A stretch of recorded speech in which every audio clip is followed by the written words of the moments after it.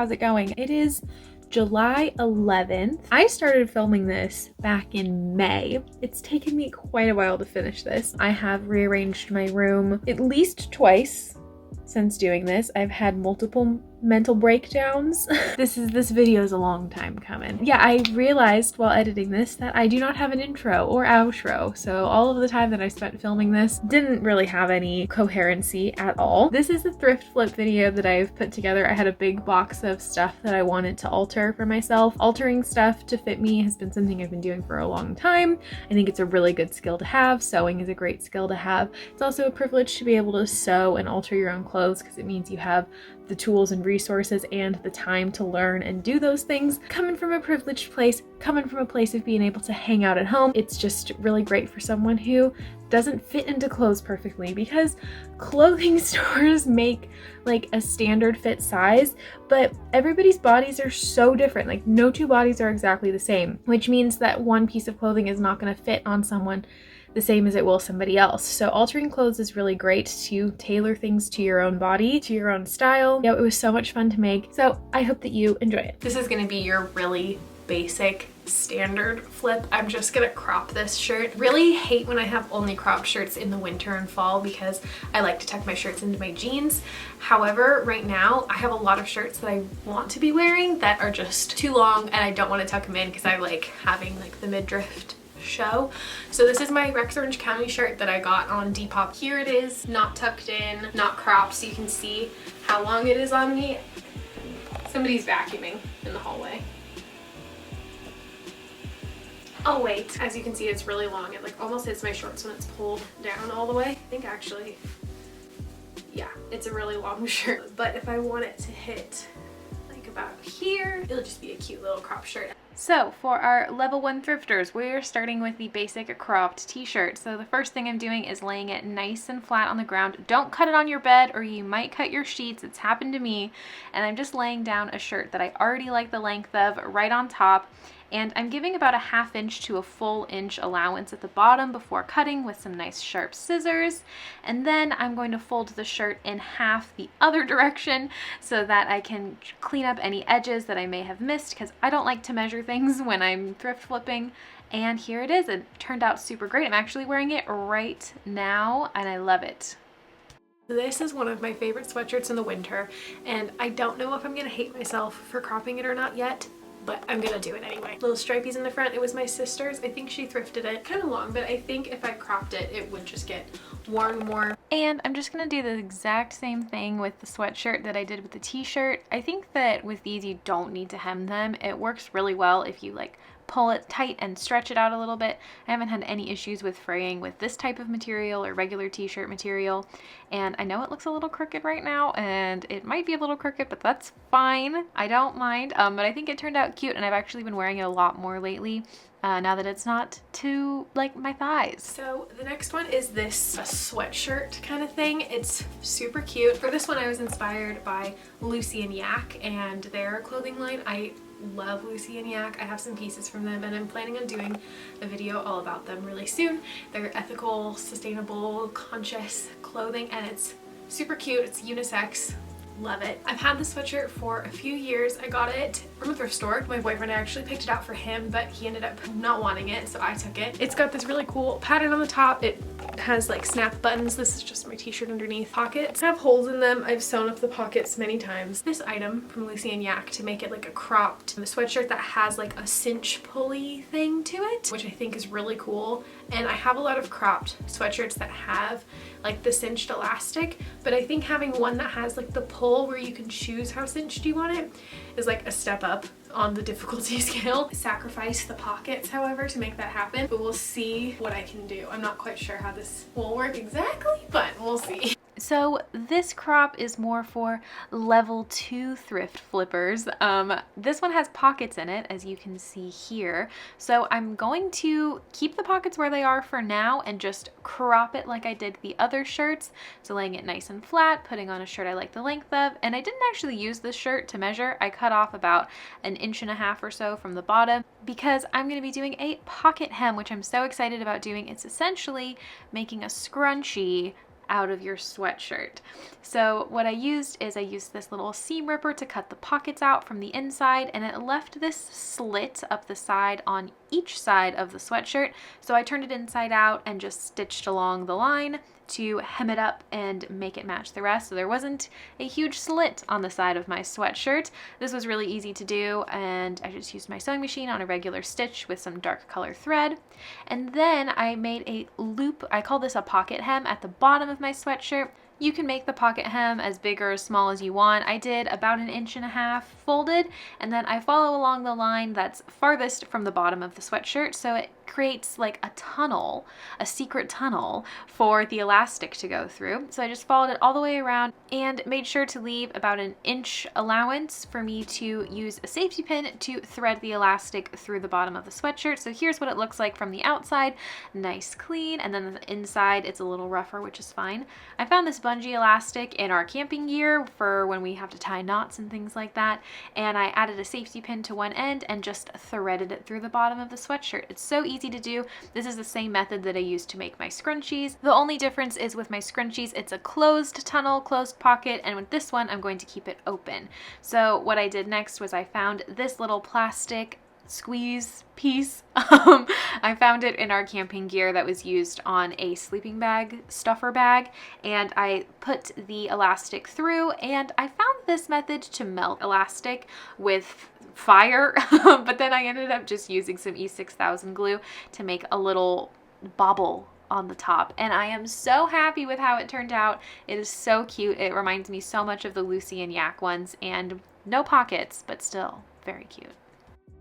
This is an Aerie purchase from last fall. It's so soft and comfortable, but unfortunately it has stretched out, and I am just very short and so it is very long on me now. I just don't think I'm going to be wearing this as a dress. I don't think it's meant to be worn as a dress. I'm never gonna wear it like this. I don't have any like white or cream colored sweaters, and so I do want to just crop it. So here is another level 2 crop for you.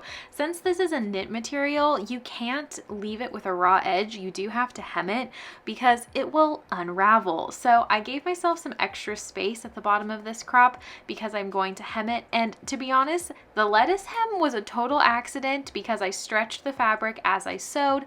I've learned in the past that you can make a lettuce or like a ruffle hem, increasing your stitch length, but this was just kind of an accident, and a very happy accident at that. And I'm so happy with the way it turned out, and I've actually worn it since I hemmed it because now it is a perfect length.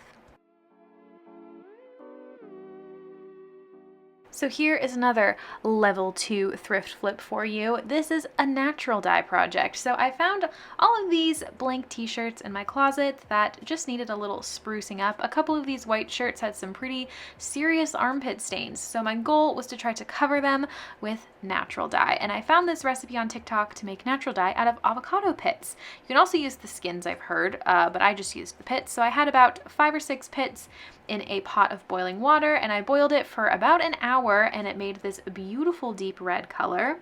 And I let the pot of water sit overnight, so I think it was about 12 hours or so. The water was nice and cool at that point, and I took the pits out of the pot just so that there was more space for my t-shirts to go. And then I added my t-shirts into the pot and let them sit overnight again. And I've done this since this first trial time, and I found that if you soak the shirts overnight as well in a water and vinegar mixture, a 1-to-1 ratio, or you could do a 1-to-2 ratio of water being the higher ratio, it absorbs the color a little bit more, and I found that I like that style better. But I just made sure the clothes were completely saturated, and I checked on it every few hours or so just to mix it up to try to get the dye as even as possible. And I got so excited about natural dye, I tried making 2 other colors. I tried doing a purpley blue color with some red cabbage, and I also tried to do a yellowy orange color with some turmeric root. Both of these were super experimental. I don't have any measurements for them because I was just trying things out, but I really encourage to just be experimental, especially with clothing projects, because you never know what amazing things you'll be able to make. The pots looked so pretty, oh my gosh. But so the yellow color I feel like absorbed really nicely, and it looks like the purple was going to be so awesome, but unfortunately, as you'll see in just a minute, the purple did not work out, which I was so so bummed because I thought that this like lavender lilac color was so pretty, but it did not work, sadly. And after the clothing sat overnight in the dye, I just wrung it out over the sink. I also recommend doing this over your garden because it's natural dye, so it's just water for your plants. And then I just washed them in the washing machine. I only added a tiny bit of detergent because I really didn't want any of the color to get lost. Something about natural dye is you do have to re-dye clothing in the future. That's just kind of how natural dye works because it starts to run out. So the cabbage dye did not work, as you can see. It totally washed out. The avocado pit dye looks so nice. It's like this beautiful blush pink color, and I really love it. I think that the pink is the most successful to me. I dyed some bras as well, and a pair of underwear, as well as some napkins, and I think the pink is my favorite. Unfortunately, it did not get out the pit stains or cover the pit stains, which is totally fine. I still love the shirts, and I have been wearing them a lot lately. And as for the turmeric dye, I think it turned out this beautiful buttercup yellow, and I love the napkins next to each other. I think the colors complement each other really well. And this is just a shirt that I screen printed in the past, and I think it looks really nice yellow. So this is just a plain white t-shirt. I got it off of Depop for the purpose of screen printing on it, but then I saw this really cute picture of a Totoro embroidery on Depop, and it was about $30, and they weren't using secondhand shirts. They were using new shirts to do the embroidery. I'm trying to get better at my embroidery skills, so I can give it a try too. So I'm gonna use this. It's just a cute cropped shirt. I have the same one in a smaller size, but I thought the larger size I would wear more frequently because it's a little looser. So I think I'm gonna sketch out the Totoro kind of on my chest here, because if I do it too low, then it'll cut off at my boobs. So I'm gonna sketch the Totoro kind of smaller, like right here, and then I'll go in with the embroidery after. I think that's the plan. I need a good Totoro shirt in my life. It's so cute. I'm so excited about it. Okay, so to start for the embroidered t-shirt, I have my shirt right here, and I have a pencil. I recommend using a soft pencil. This one is HB soft. If you know about pencils, then you know what that means, but any pencil should be fine. I prefer using pencil than pen because it washes a lot easier and you can erase it if you make a mistake. And then I'm just using my laptop, and I'm gonna pull up a picture that I want to use.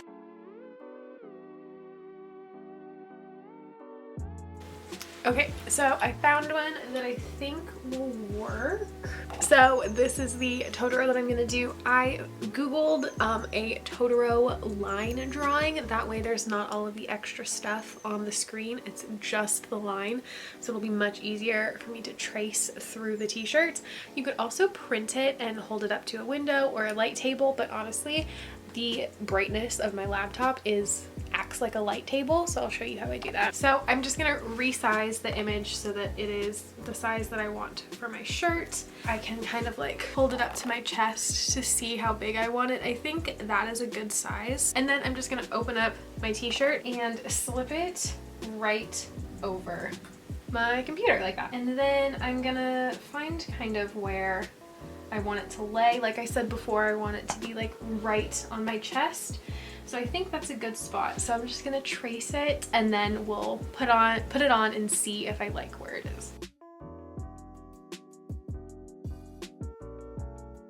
So another tip, if you are tracing it from your laptop, I recommend turning off the lights in your room, going to like a dark closet, or waiting until it's dark outside. Right now I was able to do it fine, but if you're having a hard time seeing it through the shirt, depending on the thickness of the shirt, waiting for it to be dark outside definitely helps brighten up your screen. So here's the little Totoro. It's just a pencil sketch, and I'm gonna like tighten it up when I put it in the hoop so that the shirt is tight.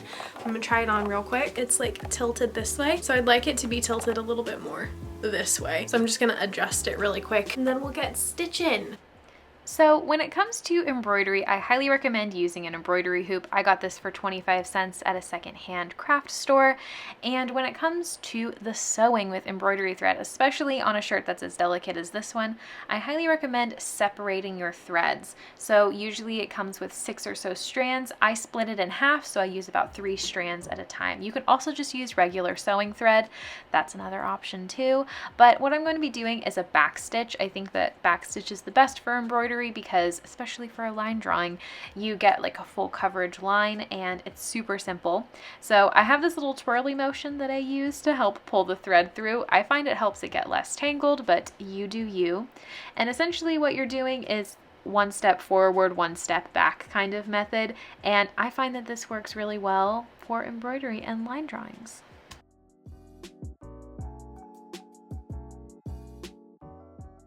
And here is how my little Totoro turned out. I love how it turned out so much. The pencil washed off in the washing machine. It's still a little bit crooked, but I still am so happy with it.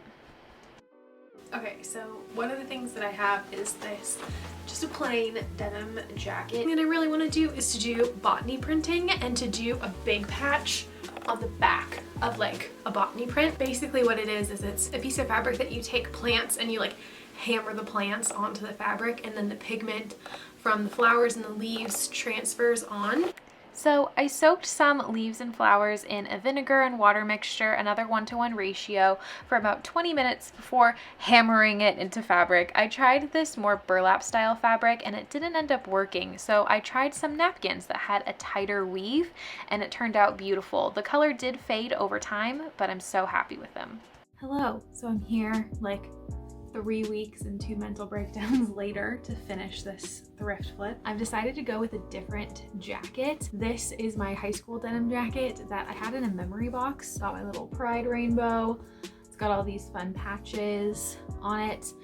And on the back, I screen printed one of my designs, but I just am not feeling it anymore. And then down here, we have embroidery that my ex-girlfriend did from high school. So I think I'm gonna cut out the bottom embroidery with the intention of then covering this screen print with my botany print. So it'll be like on the back as like a giant patch kind of thing. Yeah, it still fits fine. It's a really like soft denim, which I like. It does not button, which is fine. No pockets or anything, but it's just really comfortable and is like a cropped length, which I like because I have a long torso. So wearing like a cropped denim jacket, I like where it hits me. But yeah, I'm not sure if I'm gonna keep the rainbow or not. I kind of like it. Yeah, I'm gonna cut out all of the embroidery, the old embroidery first.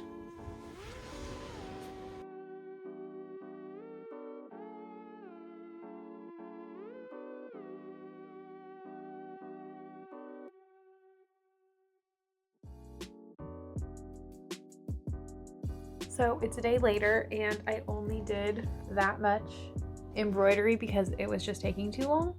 So I'm gonna sew the rest on with my sewing machine and just hope for the best. So to sew on the big patch, I just used a basic stitch with some white thread and went all the way around, being very careful because denim is hard to sew through and I love it so much. I put this little butterfly patch on top to cover up the rest of the screen print, and honestly, I am obsessed. I think it turned out so beautiful and I cannot wait to wear it.